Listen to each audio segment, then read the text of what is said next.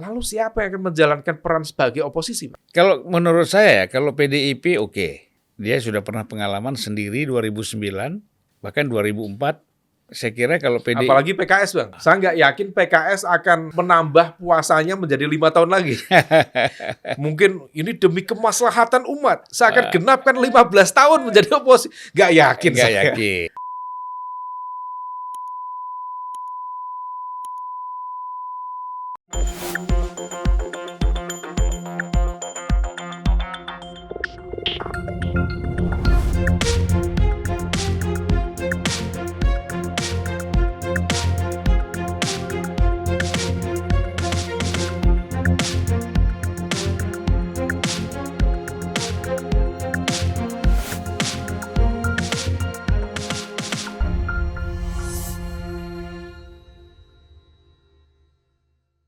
Bismillahirrahmanirrahim. Assalamualaikum warahmatullahi wabarakatuh. Waalaikumsalam warahmatullahi wabarakatuh.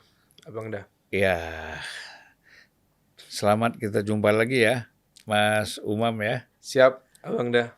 Mas, Mohon izin. saya kadang manggil Mas, kadang manggil Profesor, kadang manggilnya Kiai. Banyak ya kan? Siap. Kalau kita udah, Dawuh, gitu. iya apa? Mana yang enak aja ya. Mana yang enak, Bang? Mana yang enak, Bang? Siap. Terima kasih atas kehadirannya pada hari ini. Juga saya mengucapkan selamat kepada para penonton. Selamat juga buat Abang. Punya presiden baru. Ya. Ini presiden yang paling konsisten, kita dukung satu putaran. Satu putaran ya. Ya. Kayaknya kalau saya udah dari awal-awal itu sudah bilang 100% satu putaran untuk 02 kan gitu. Yakin Bang ya sejak awal ya? Iya, karena kan banyak. Artinya begini kan, kenapa saya yakin ya Mas Umam ya? Dari potensi yang sudah ada aja dia sudah cukup besar. Iya. 3 kali ikut Pilpres. Iya. Ada Jokowi di dalamnya. Iya, betul. Ya kan? Apalagi. Iya. Kemudian survei sudah menunjukkan dia menyentuh 50, bahkan terakhir di atas 50. Bagaimana nggak satu putaran? Iya. Gitu ya. Iya. Dan kemudian kita juga kaget. Kita berpikir ini kan nanti kalau quick count itu paling tinggi 52 lah. 53 total ini 59 sekian. Nah itu. 58 sekian. Efek kejutnya di situ. Itu. Nah tapi kan ini yang menyebabkan juga orang merasa ragu dengan hasil quick count ini kan. Walaupun biasanya kan hasil quick count ini selalu pengalaman kita. Pemilu kita lah yang sudah pengalaman dengan quick count ini. Ini kan rata-rata memang tidak terlalu jauh nanti bedanya dengan real count-nya KPU kan. Itu. Nah sekarang bagaimana menurut Mas Umam ya orang-orang yang ragu-ragu dengan hasil quick count ini? Oke. Kita bedah satu-satu Bang ya. Iya. Oke. Sebelumnya terima kasih Abang dah, Bang Zulfan Lindan yang legendaris. Bang, mohon izin Bang. Ini Pilpres 2024 bagi saya memang memiliki efek kejut yang cukup signifikan. Iya. Tadi Bang Zulfan sudah menyampaikan ya, kisaran angka prediksi kita memang di angka yang cukup berada di sekitar angka psikologis ya, 50%, kemudian 51, 52. Iya. Tapi kemudian terjadi gelembung. Dalam konteks ini tentu bagi kubu 02 ini adalah sebuah capaian luar biasa karena betul-betul di luar ekspektasi, di luar target yang mereka pasang. Dan itu sudah di-acknowledge, sudah disampaikan juga oleh Gibran sebagai capres terpilih. Kemudian diakui juga oleh Mas Rosan ya selaku ketua TKN, termasuk Waketum Partai Gerindra Mbak Saras semalam itu. Artinya bahwa ini target di luar dugaan. Yang menjadi unik adalah kalau misal merujuk pada pengalaman di 2014, 2019, hasil quick count itu seringkali biasanya Bang ya, capaian kemenangan capres-capres terpilih itu seringkali itu di bawah hasil survei.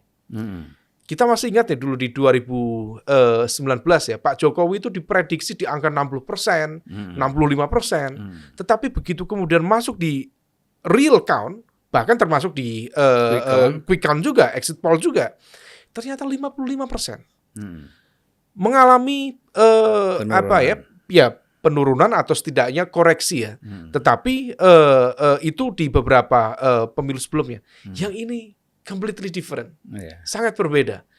Diprediksi maksimal kalau misalnya yang beredar di sejumlah lembaga survei lintas lembaga itu berada di angka 51,8 misalnya, 52, maksimal di angka 53.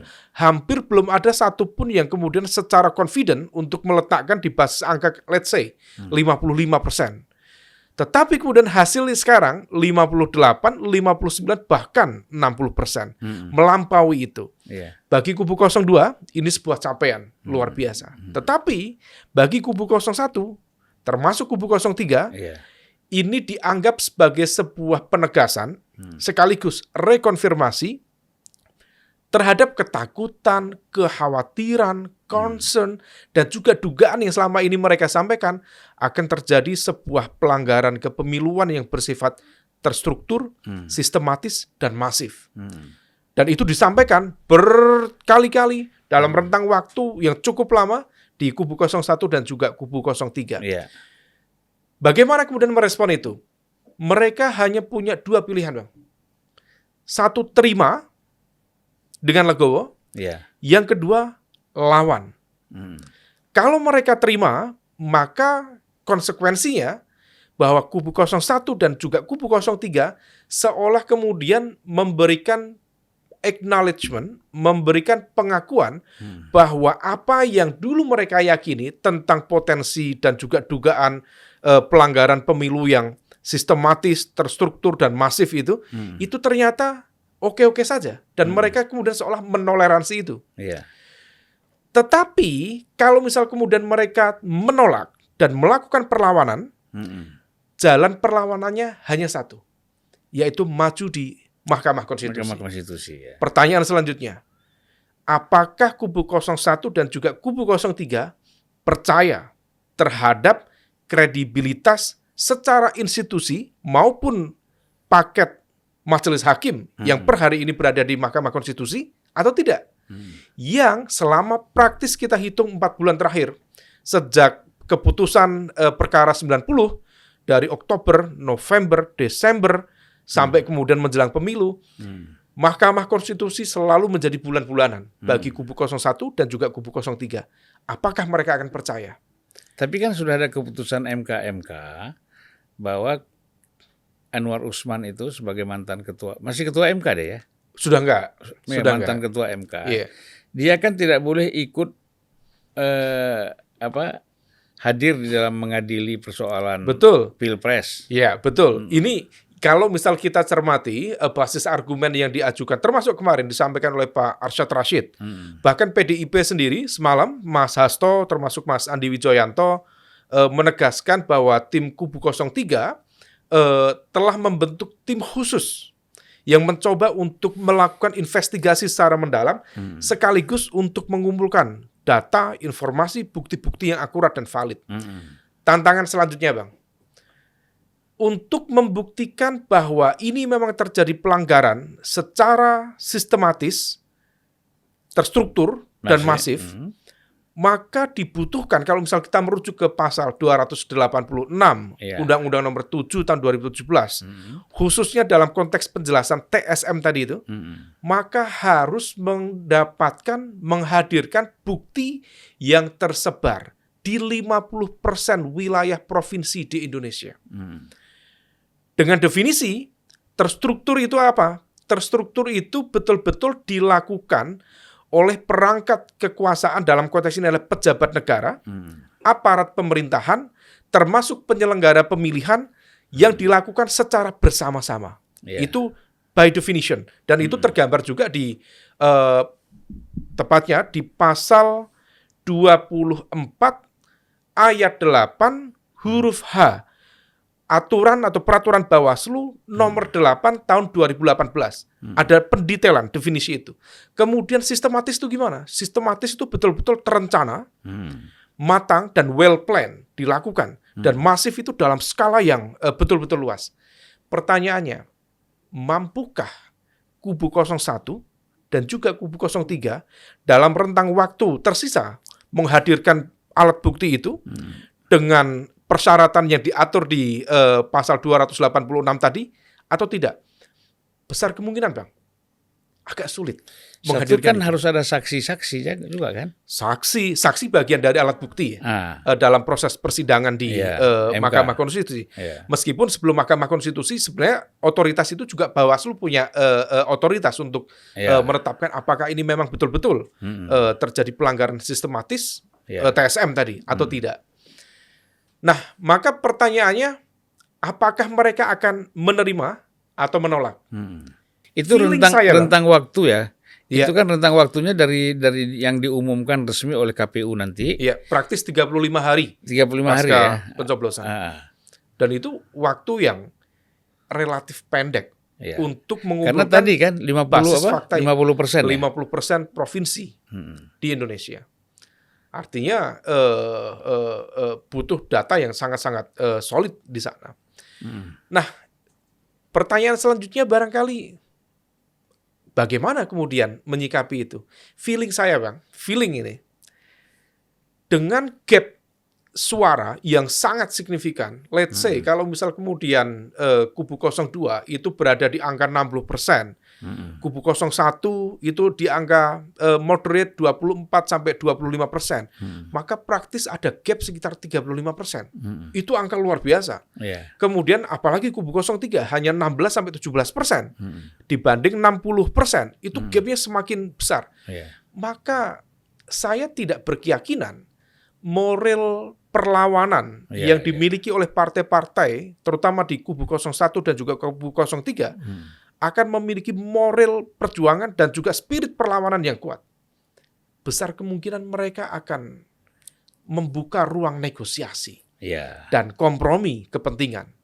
Terlebih lagi, karakter dari partai-partai politik dalam ruang demokrasi di Indonesia pasca reformasi, partai kelas menengah, Bang, termasuk kelas bawah secara elektoral, mediocre party, relatif tidak memiliki satu spirit dan siap untuk berhadapan-hadapan dengan kekuasaan.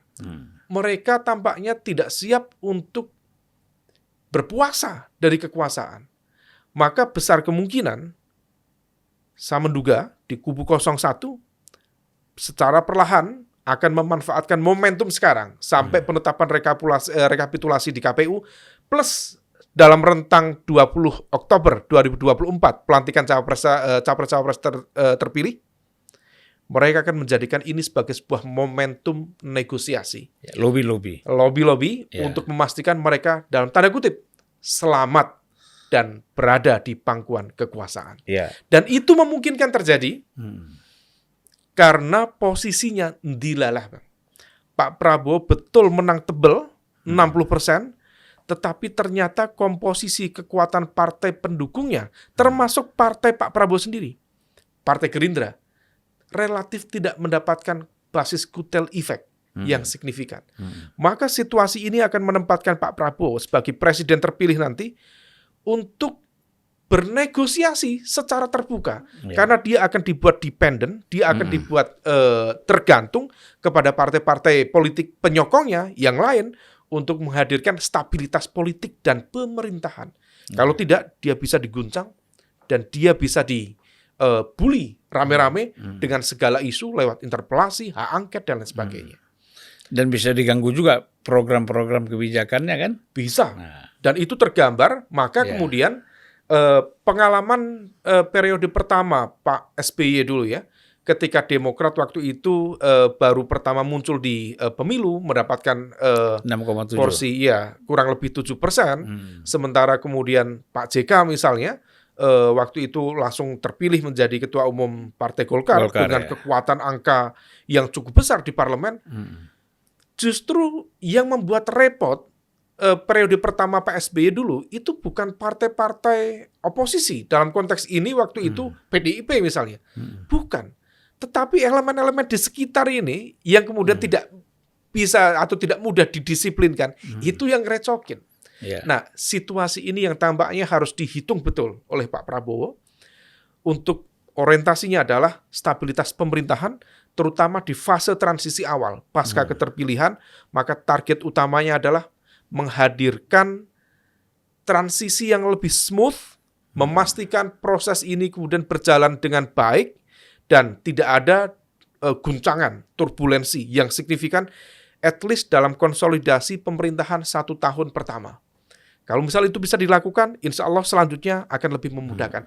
Inilah yang kemudian akan menjadi ruang tumbuhnya simbiosis mutualism antara kubu 02 dan sebagian elemen-elemen di kubu 01 dan juga 03. Ya berarti koalisi ini besar lagi ya?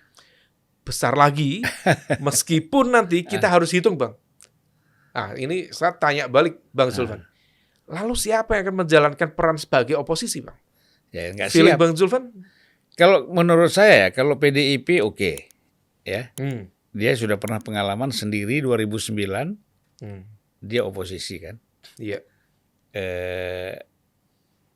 Bahkan 2004 dia juga oposisi, Iya. ya. 2009 dia oposisi dan suara dia juga tidak banyak berubah ya. Iya. Dengan oposisi itu justru dia akan mendapat dukungan dari masyarakat lebih besar gitu loh. Ada captive market yang berada di ceruk oposisi memang. Iya. Betul. Nah, jadi kalau kita lihat dari sini, saya tidak yakin bahwa tadi kan sudah disebutkan Nasdem, kemudian PKS, apalagi PKS, PKB. ya PKB ini kan dengan Prabowo kan sudah ada chemistry juga kan. Chemistry, betul. Dan saya kira kalau Apalagi PKS, Bang. Saya nggak yakin PKS akan menambah puasanya menjadi 5 tahun lagi. Mungkin ini demi kemaslahatan umat. Saya akan genapkan 15 tahun menjadi oposisi. Nggak yakin nggak saya. yakin, pasti dia gabung juga. Bang, memang intermittent fasting itu sehat untuk badan. Tapi kalau nggak buka-buka, itu bisa mati betulan itu. Ada waktu azannya juga kan. Ada azan maghribnya juga. Ada azannya juga. Ya, jadi kita lihat ini Mas Umam ya, suara PDI ini aneh ya. Wah, artinya Ganjar dapatnya 16%, 17%, sementara PDIP kan di atas. Iya. Ini apa nih penyebabnya gimana nih? Iya, ini situasi yang juga sangat menarik, Bang, dicermati, Bang. Target menang hat-trick oleh PDIP dalam konteks pileg bisa tercapai. Dan hal itu rasanya terkonfirmasi di hampir basis data lintas lembaga, menegaskan PDIP berada di posisi pertama. Tapi kalau kita cermati lebih detail, pasangan capres-cawapres yang mengalami split ticket voting yang paling fatal adalah 03.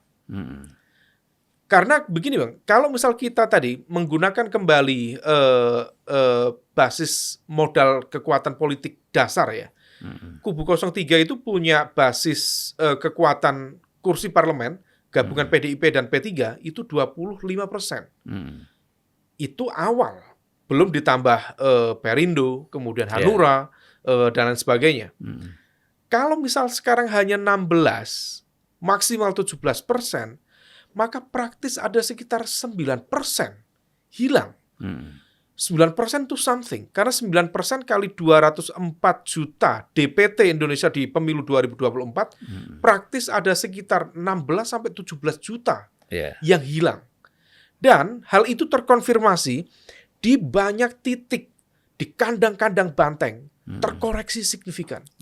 Jawa Tengah, Mas Ganjar adalah gubernur 2 periode.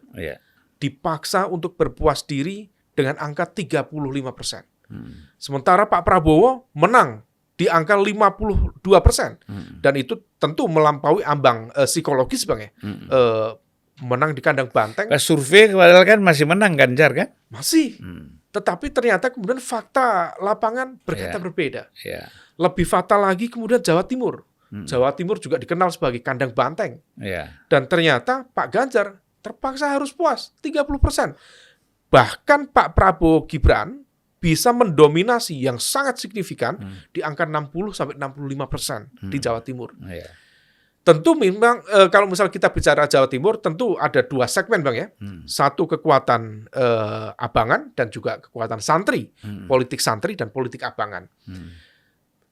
Memang titik kuatnya di kubu 02 di Jawa Timur itu terletak pada gabungan elemen kekuatan. Satu, infrastruktur partai di 02, termasuk partai Gerindra, Partai Demokrat, termasuk Golkar, di Jawa Timur memang relatif cukup terkonsolidasi. Tidak begitu kecil dibanding dengan PDIP dan PKB, tetapi tetap memiliki perhitungan yang signifikan. Tetapi ada elemen-elemen lain tadi, perhitungan kalkulasi politik santri.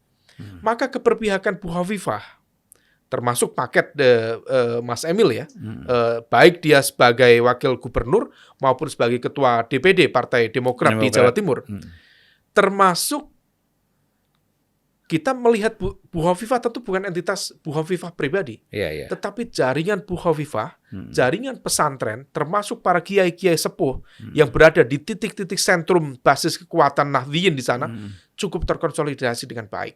Ditambah lagi, semakin terbuka dan vulgarnya dukungan dari elemen-elemen elit PBNU yang semakin terbuka, let's say seperti Gus Ipul.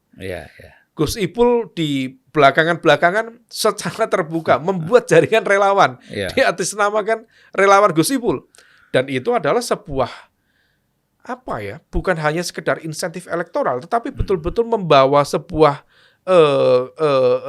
kepercayaan diri dalam moral perjuangan kubu 02. Maka kemudian PDIP khususnya suara kubu 03 tergerus sangat signifikan. Dan yang lebih miris lagi, salah satunya adalah basis atau split ticket voting yang terjadi di PKB. PKB itu luar biasa Jawa Timur. Tetapi kalau misal kita lakukan cross tabulasi, itu praktis Bang, setengah-setengah. Setengah memilih Pak Prabowo Gibran, setengahnya memilih Caimin. Padahal Mas Anies tentu sangat berharap mendapatkan insentif elektoral yang sangat signifikan secara langsung dari Jawa Timur, itu dari PKB. Ternyata terjadi split. Nah, situasi ini yang kemudian PKB-nya tinggi, Aniesnya rendah kan? Rendah. Nah, kembali lagi tadi ke konteks pertanyaan Bang Zulfan. Ternyata situasi ini terreplikasi di banyak tempat. Ini terjadi di Jawa Tengah, terjadi di Jawa Timur, terjadi di Bali, kandang banteng yang luar biasa, terjadi di Sumatera Utara, terjadi di Nusa Tenggara Timur, termasuk di Sulawesi Utara ya, tengah ya, termasuk Manado itu adalah basis kekuatan PDIP, tapi justru yang menang Prabowo Subianto. Artinya apa? Ada penggerusan yang signifikan di sana. Faktornya cukup beragam, Bang. Mulai dari persepsi publik terhadap figur Pak Prabowo barangkali dianggap lebih bisa mereka terima, jadi acceptability-nya lebih tinggi, termasuk juga keberadaan dari tokoh-tokoh di sekitarnya. Ada Pak Jokowi, ada Pak SBY, ada tokoh-tokoh dari Golkar dan lain sebagainya, termasuk sebaran-sebaran kekuatan ekstra parlementer. Dan bahkan orang-orang yang dianggap dulu menghukum Prabowo dianggap kasus berada HAM, di sana semua. ada Agung Gumelar, ada Pak Wiranto. Betul. Ya kan? Jadi isu soal HAM itu selesai. Hilang. Orang ini mereka yang sirna dia. Yang dianggap menghukum ada di situ, berarti nggak ada hukuman itu kan? Nggak ada. Seolah semua kemudian melebur menjadi satu entitas kekuatan yang berada di sana. Nah, situasi ini yang kemudian membuat kubu 03 betul-betul tampaknya saya yakin mereka juga shock. Saya berkeyakinan kubu 03 tidak pernah membayangkan bahwa elektabilitas mereka akan merangsek di angka yang sangat rendah sekitar 16%. Dan saya khawatir Bang, jangan-jangan salah satu faktor yang menciptakan situasi ini adalah tidak solidnya kekuatan internal PDIP. Apakah betul ada semacam faksionalisme internal di dalam mesin politik dan juga infrastruktur pemenangan di PDIP atau tidak? Kita bisa berspekulasi. Tapi angka yang terjadi menunjukkan demikian. Ada. Solo adalah basis kekuatan merah. Sel-sel jaringan kekuatan politik Mbak Puan sangat mencengkeram di sana. Solo Raya Bang ya, Sukoharjo, Klaten, Ali Wasabi Ajmain ya, dan sekitar-sekitarnya itu sangat mencengkeram. Ternyata menang Prabowo di Solo Raya itu. Artinya apakah betul ada spirit menangkan partainya, urusan capres silahkan masing-masing. Ya. Karena ini kan bisa diukur sebenarnya. Infrastruktur pemenangan itu bisa dilihat, Bang. Apakah ini linear atau tidak? Kinerja terkait dengan pileg nyambung nggak dengan pilpres? Harusnya instruksinya nyambung. Dan itu bisa diukur. Nah, kalau misal kemudian ukurannya ternyata berbeda, maka ada instruksi yang tidak berjalan. Maka ada sesuatu yang harus dan bisa dievaluasi di sana. Dan saya menduga tampaknya memang ada faksionalisme Di dalam tubuh di PDIP. dalam infrastruktur pemenangan Iya. mesin politik di PDIP, dan barangkali itu terkait dengan situasi lama yang tampaknya lukanya belum selesai. Ya, itu kan persoalan terbelah persoalan dulu apakah Ganjar atau Puan kan? Kira-kira gitu loh. Nah, jadi kemudian ada yang unik juga ini. Iya, Bang. Prabowo naik, tapi kan ada partai yang di-endorse oleh Pak Jokowi ya. Iya. Itu PSI. Iya, Itu kira-kira PSI. mengapa? Kok bisa sampai sekarang belum lolos sih? Iya. Ya. Iya. Tapi kemungkinan kalau nanti selesai hitungan real count-nya KPU mungkin lolos tipis lah 4,1, 4,2 gitu. Iya. Ini memang juga bagian dari misteri, Bang ya. Nah, Bahwa ternyata kesaktian Pak Jokowi di Pilpres seolah kemudian moncer, tapi sama sekali tidak berlaku kesaktian itu di Pileg ya. iya di Pileg. Dan faktornya tentu cukup beragam. Bahwa kemudian faktor figur itu menentukan, iya. Tetapi dalam konteks partai, yang menjadi kekuatan mesin inti terdepan dari partai, tentu caleg, Bang. Maka struktur pemenangan, infrastruktur pemenangan, proses sosialisasi, door-to-door canvassing yang dilakukan itu, apakah memang sudah menjangkau semuanya? Apakah dengan backup logistik yang memadai? Saya berkeyakinan PSI hari ini sebenarnya sudah melakukan hampir semua strategi politik yang mereka hitung, yang mereka yakini sesuai dengan kitab suci perpolitikan, strategi perpolitikan mereka. Saya yakin semua sudah dilakukan, termasuk juga menggunakan branding Pak Jokowi sebagai patron ya, sebagai patron tokoh yang kemudian akan diasosiasikan kepada mereka. Dan Pak Jokowi juga diam saja, artinya diam tanda setuju. Anaknya di mana-mana selalu jualan nama ayahnya, Kaisang ya, sebagai ketua umum PSI, dan ternyata memang tidak nyambung. Berarti barangkali, Bang, dugaan saya proses infiltrasi dari sel-sel kekuatan politik PSI tidak mampu menjangkau dan juga melakukan penetrasi ke basis-basis pemilih yang selama ini ditarget oleh mereka. Mengapa tidak berhasil melakukan itu? Tampaknya mereka harus mengaku kalah, terutama dengan cengkeraman dari partai-partai yang selama ini sudah menggarap segmen pemilih itu. Per hari ini selama kita lakukan ini, Bang ya, proses pendalaman itu, basis pemilih loyal yang paling berpotensi tergerus oleh mesin politik PSI sebenarnya PDIP. Selebihnya ya barangkali ada beberapa partai-partai nasionalis ya, tetapi tidak banyak. Mayoritas dilalahnya infrastruktur pemenangan itu overlap dengan PDIP. Tetapi tampaknya cengkeraman PDIP masih cukup kuat. Dan partai-partai yang lain juga at all cost, all out, mencoba untuk mempertahankan basis itu. Dan itulah yang tampaknya menjadi sebuah pelajaran ya, bahwa pengaruh, bahwa logistik yang luar biasa belum tentu juga bisa menciptakan sebuah kekuatan elektoral yang ditargetkan sesuai dengan textbook teori-teori dan strategi-strategi yang ada. Kalau untuk Pilpres ada kemungkinan ya, karena orang lebih fokus ya. Lebih fokus dan kemudian ya pattern minded ya, figure minded, itu akan lebih mudah. Dan ini saya nggak tahu, kalau misal kemudian kubu 01 dan juga kubu 03 masih berkeyakinan bahwa kemenangan mutlak kubu 02 di Pilpres itu adalah produk dari orkestrasi tangan-tangan kekuasaan, infrastruktur kekuasaan negara dimainkan sedemikian rupa, pertanyaan sama tadi. Jadi bukan sekedar pengaruh seorang Jokowi semata, apakah kemudian infrastruktur kekuasaan yang tadi disebutkan itu, barangkali apakah betul mereka kemudian agak setengah hati dalam menggarap PSI ini. Karena kalau mereka all out, maka harusnya linear. Hasil dari Pilpres yang ternyata melakukan penggelembungan itu, ini dengan basis asumsi 01 dan 03 tadi Bang ya, harusnya juga terjadi penggelembungan di elektoral PSI. Paling tidak kan 15% dari 60% ya. Something itu. Itu kan bisa dicapai sebenarnya. Harusnya. Tapi itu memang banyak dipertanyakan. Seperti ini kan kaitannya seperti kotel efek tadi kan. Iya. Akhirnya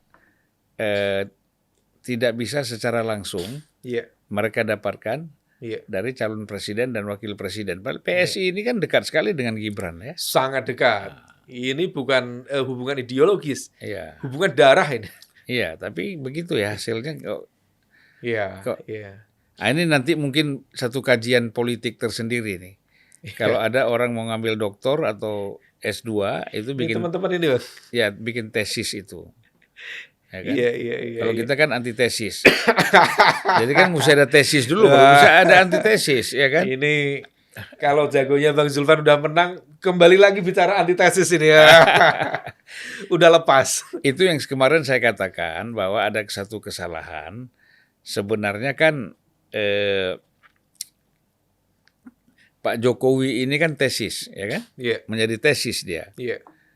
Lalu PDIP itu bereaksi dengan antitesis. Tapi menurut saya antitesisnya ini terlalu lampauannya, capaiannya terlalu jauh, sehingga sintesisnya tidak sesuai. Atau kurang mampu, kurang kompetitif untuk menghadapi lawannya gitu Bang. Bang, saya ada catatan akhir Bang terkait dengan konteks ini. Saya agak khawatir bahwa proses politik pasca pemilu ini dengan dominasi kekuatan angka yang sangat besar ya, dan itu seolah kemudian membungkam semua pihak yang menjadi rival politiknya, akhirnya kemudian terpaksa dalam tanda kutip untuk menerima hasil dari pemilu ini. Kekhawatiran saya ketika kemudian ini tidak bisa dilawan, baik dalam konteks mengejar ketertinggalan maupun melakukan perlawanan konstitusional di Bawaslu maupun MK, maka proses negosiasi untuk bergabung dengan kekuasaan akan tinggi. Yang menjadi concern saya, lalu siapa nanti yang siap untuk mengambil posisi sebagai oposisi. Per hari ini tadi sudah kita bahas yang tampaknya memiliki kesiapan ya di kubu 01 dan juga kubu 03, let's say hanya PDIP. Meskipun juga di saat yang sama PDIP juga perlu dicermati lagi. Karena tampaknya kubu yang mana nih? Ada dua kubu nih. Nah, ini masuk nih barang. Karena tampaknya Mbak Puan sendiri yang per hari ini ya, Bang, menjadi komunikator politik terdepan dari PDIP, tampaknya memiliki kapasitas dan juga ruang dialog yang cukup memadai dengan Pak Prabowo, termasuk dengan Gibran, yang per hari ini juga tidak jelas statusnya apakah dipecat atau tidak. Tidak ada sama sekali pemecatan dari PDIP, dan tampaknya Mbak Puan pasang badan untuk itu. Kemudian juga Mbak Puan punya akses langsung kepada Pak Jokowi. Pertanyaan saya kemudian, mampukah kemudian Mbak Puan meyakinkan Bu Mega yang per hari ini masih memiliki luka? Ini banteng ketaton, Bang. Banteng ini sudah terluka. Apakah kemudian Mbak Puan bisa meyakinkan Bu Mega untuk kemudian menerima situasi seperti ini atau tidak? Nah, khawatir saya kalau misal kemudian Mbak Puan dengan segala kecerdasannya bisa meyakinkan Bu Mega untuk menerima situasi seperti ini, maka lagi-lagi kemudian demokrasi kita akan dibekali dengan model oposisi yang relatif kurang begitu optimal. Problemnya ketika kemudian oposisi kurang optimal, maka mekanisme check and balances tidak optimal. Dan itu ancamannya cukup signifikan, mulai dari kualitas legislasi, kemudian isu-isu kebijakan publik yang seolah sama sekali menabrak ini partisipasi masyarakat dan lain sebagainya, semua bisa diorkestrasi digarap dengan mudah, dan kemudian suara rakyat menjadi tidak terdengar sama sekali. Terpaksa kita mengutip satu tulisannya Mas Umam di dalam satu buku yang sangat tebal, ya kan? Itu artinya demokrasi tanpa oposisi. Ah, Ada ya? ada dong. Kan nulis di buku Demokrasi Tanpa Demos. Iya. Saya baca itu. Iya. Iya kan? Siap. Kita kan sebagai murid doktor ini kan baca juga Ampun, Bang. Ya baiklah Mas Umam, ya. Siap, Sekira Bang. kita Kita cermati perkembangannya, Bang. ya, perkembangannya. Semoga membawa kemaslahatan bagi rakyat, bangsa, dan negara. Nah, mungkin kalau ada closing statement Mas Umam. Closing statement, memang tidak mudah situasinya. Ya. Pemilu bisa berjalan dengan lancar tanpa ada gesekan signifikan, meskipun di saat yang sama ada catatan yang sangat-sangat tebal terkait dengan konteks values and the principle of democracy. Saya tidak berharap situasi ini kemudian menjadi sebuah proses rekonsolidasi baru, kekuatan otokratik yang kemudian seolah kemudian bisa menjustifikasi apapun dengan segenggam kekuasaan yang dipegang, sehingga kemudian pilar demokrasi yang dulu Bang Zulfan perjuangkan di 98 itu kemudian hilang entah kemana. Maka siapapun yang menang dan di atas kertas kontestasi politik praktis menegaskan Prabowo Gibran akan menang, saya masih mencoba berharap semoga menjadi juga wake up call bagi pemenang untuk membuka ruang bagi kelompok kekuatan-kekuatan civil society untuk ikut mewarnai di sana. Tidak mudah memang, tetapi ruang itu tetap harus dibuka supaya kemudian setiap kebijakan publik, narasi, argumen yang disampaikan oleh pemerintah ke depan tetap terwarnai oleh elemen-elemen pro-demokrasi. Without that, democracy will be lamed. Ya. Lemah, Bang. Lumpuh, Bang.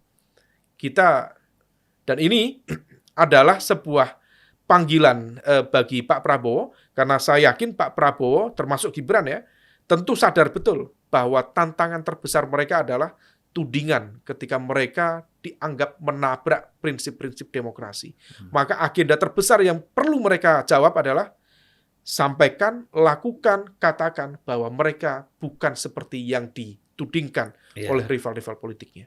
That's it, Bang. Ya, oke. Terima kasih banyak. Ini walaupun kita singkat, ya, tetapi banyak sekali yang bisa diambil manfaatnya, ya, terutama bagi bagi presiden ya, bukan calon lagi kan, masih calon ya, kan belum diumumkan oleh ini ya. Presiden wannabe.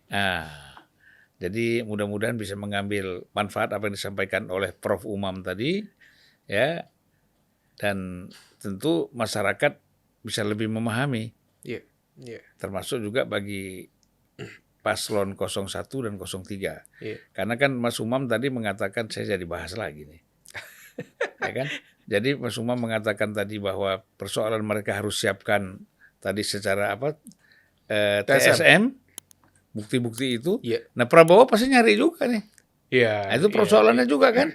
Artinya 02 juga mencari juga TSM yang dilakukan oleh 01, 03. Antivirus gitu ya, untuk menetralisir gitu. Pasti itu ada. Ini kan begini, kecurangan ini kalau ada itu pasti dilakukan oleh semua.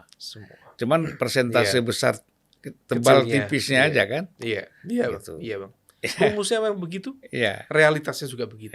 Baik Mas Umam, terima kasih. Bang, Assalamualaikum warahmatullahi wabarakatuh. All the best. Kabar-kabari nanti kalau ada pelantikan. Janganlah.